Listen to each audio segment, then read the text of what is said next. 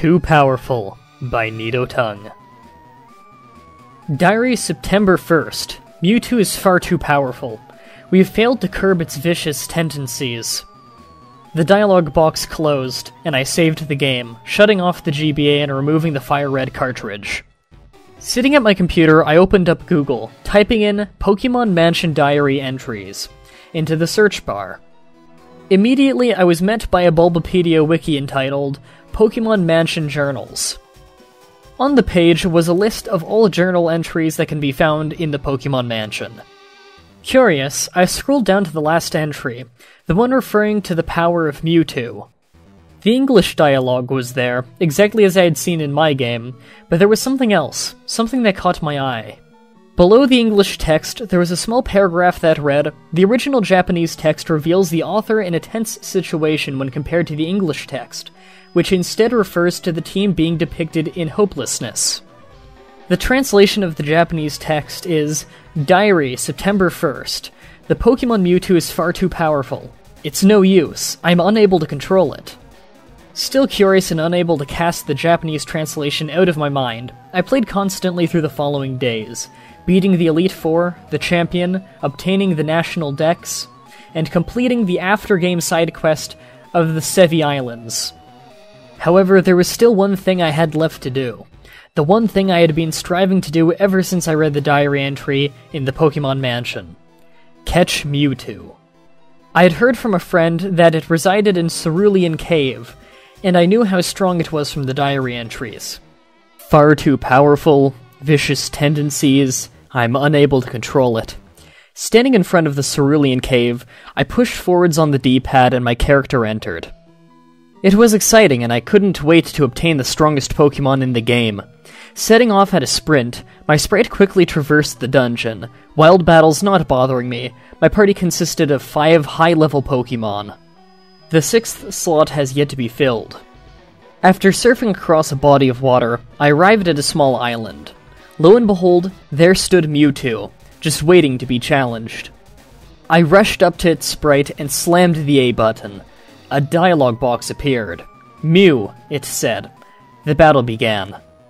Scrolling across the screen came a humanoid creature with 4 rounded toes and 6 spherical fingers.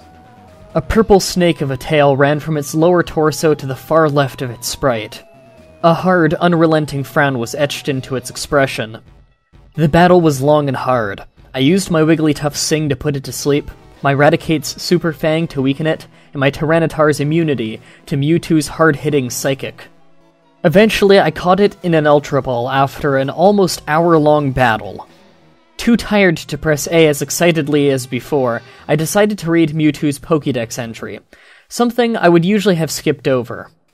At 6 feet tall and 269 pounds, Mewtwo would have dwarfed me in real life. Glancing down, I read the small caption. A Pokemon whose genetic code was repeatedly recombined for research. It turned vicious as a result. I reread the last part. It turned vicious as a result. Checking my party, I saw the final slot had been filled by Mewtwo. I clicked to check its nature and stats. Unbelievably, I caught a modest one. A modest nature increases special attack, Mewtwo's strongest stat. Opening my bag, I used an escape rope to leave Cerulean Cave. I wanted to try out Mewtwo. I wanted to see how strong it really was. Using my Pidgeot, I flew to the Indigo Plateau, the perfect place to test out Mewtwo. I switched out my Venusaur from the front slot in order to make room for the new addition. Entering the Pokemon League, I approached the first of the Elite Four. Before I began my battle with Lorelei, I first opened up my TM case and taught my newly captured Mewtwo Thunderbolt, Ice Beam, and Flamethrower, leaving Psychic for the same type attack bonus. Now I was ready. I pressed A on Lorelei's sprite. The battle started and Lorelei sent out her Dugong. I sent out Mewtwo. My heart was beating fast, but then I was excited. This was the first time I'd ever used Mewtwo, and after all the hype the game had given it, I felt my excitement was justified. Immediately I clicked Fight and selected Thunderbolt, aiming to one-hit KO the Dugong with a super effective hit. But Mewtwo didn't use Thunderbolt. Instead, the dialogue box displayed something extremely strange. Mewtwo ignored orders. I stared at the screen in disbelief. I knew only traded Pokemon could be disobedient. The dialogue box continued to surprise me. Mewtwo used Psychic. Dugong's health bar dropped all the way down, and the dialogue box read, Dugong fainted. I'd known Mewtwo would be powerful, but a one-hit knockout from a neutrally damaging attack that wasn't a critical hit? That was something else. I still had no idea why Mewtwo had disobeyed me, but then everything I had read had come rushing back. Vicious tendencies, far too powerful, and the most terrifying of all, the words that sent a shiver down my spine. The words that chilled me to the bone. I am unable to control it. I found myself whispering those words quietly to myself. I am unable to control it. The dialogue box displayed more strange text. Mewtwo won't obey. It hurt itself in confusion. Mewtwo suddenly lost all of its strength, fainting as quickly as Dugong had before, prey to its own unbelievable strength. The dialogue box stated that I was out of usable Pokemon, and that I had whited out. I had no idea what had happened. My party had been full of 5 other healthy Pokemon. How could they have fainted too? Unless... failed to curb its vicious tendencies. Had Mewtwo... I quickly skimmed through Nurse Joy's dialogue and went straight to my party. What I saw filled me with terror. 5 of my Pokemon weren't in my roster or my PC. Only one remained. Mewtwo. That was Too Powerful by Nidotongue. Final thoughts? Pretty good. The first thing that struck me about this story was how extremely abrupt the first few lines were. Aside from that, and a few somewhat awkwardly worded lines, I thought the story was easy to follow and well written. I liked the word choice, and again, aside from the first little bit, everything flowed pretty well. If there's any one thing that really bugged me about the story, it's how much the character in the story overreacts to not being able to control Mewtwo when he knocks out Dugong.